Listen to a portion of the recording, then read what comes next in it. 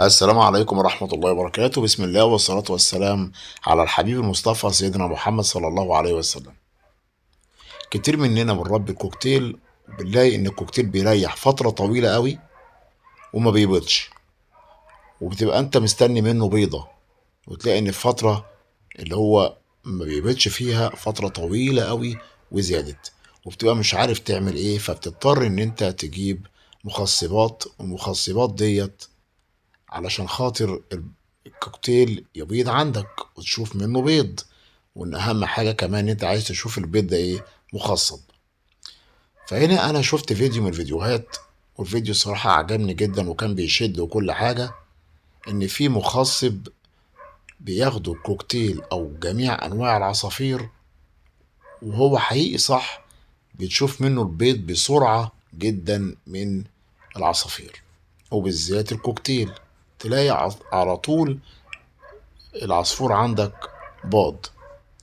المنتج ده اسمه فيرتي فيت، تمام، زي الفل، وبتدي منه الجرعة المطلوبة للعصافير، والعصافير بتبيض بسرعة. ولكن لقيت تمنه غالي جدا. تمنه كام؟ 400 جنيه. طبعا يعني مش كلنا هنقدر ان احنا نجيب المنتج ده، ومش معقولة ان انت عشان خاطر تجيب منه جزء صغير في كيس من الصيدلية مش هينفع، هو العبوة كلها على بعضها. ولو حبيت تجيبه من السوق في أكياس صغيرة، كيس مثلا ب5 جنيه ولا ب10 جنيه، ما بيكونش هو المنتج. الله أعلم بيكون حاطين بودرة إيه اللي حاطينها، ما بيكونش المنتج ده. فأنا بستعمل إيه بالنسبة لي؟ العصافير عندي الحمد لله تبيض بسرعة وكل حاجة، والإنتاج يبقى كويس جدا وإنتاج طبيعي، ولو ريح العصفور ما بيطولش. اهم حاجة ان انا بقدم للعصفور البيض المسلوق 3 مرات في الاسبوع. ده مهم جدا جدا، هو ده المخصب الطبيعي للعصافير، البيض المسلوق وكمان الجرجير. هم دول السر اللي يخلي اي عصفور عندك يبيض بسرعة.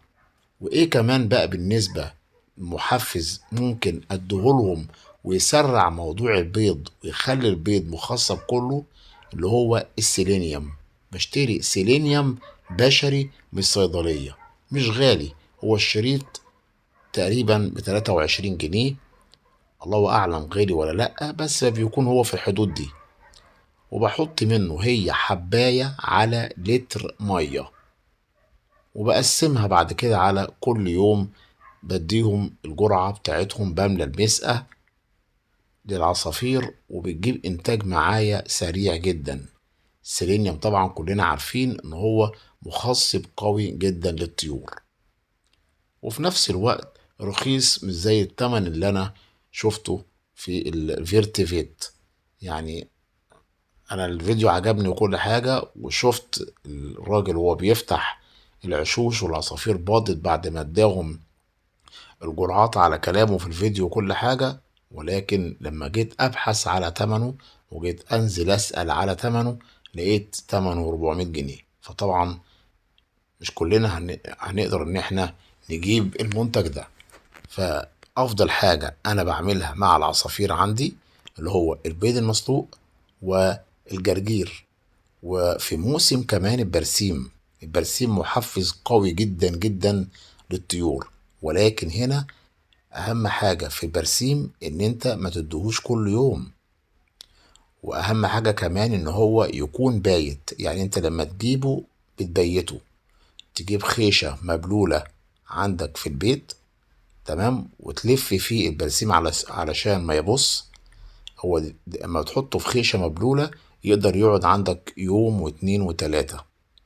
الحزمة يعني كلها بجنيه ولا 2 جنيه، هتقعد عندك يومين تلاتة. بديهم برضو من مرتين ل3 مرات في الأسبوع. ولو اديت برسيم ما اديش جرجير، لأن كتر الخضروات للعصافير بتسبب لهم الإسهال الأخضر. بتمنى يكون الفيديو أفاد حضراتكم، وأتمنى من حضراتكم الاشتراك في القناة وتفعيل زر الجرس. أشكركم، والسلام عليكم ورحمة الله تعالى وبركاته.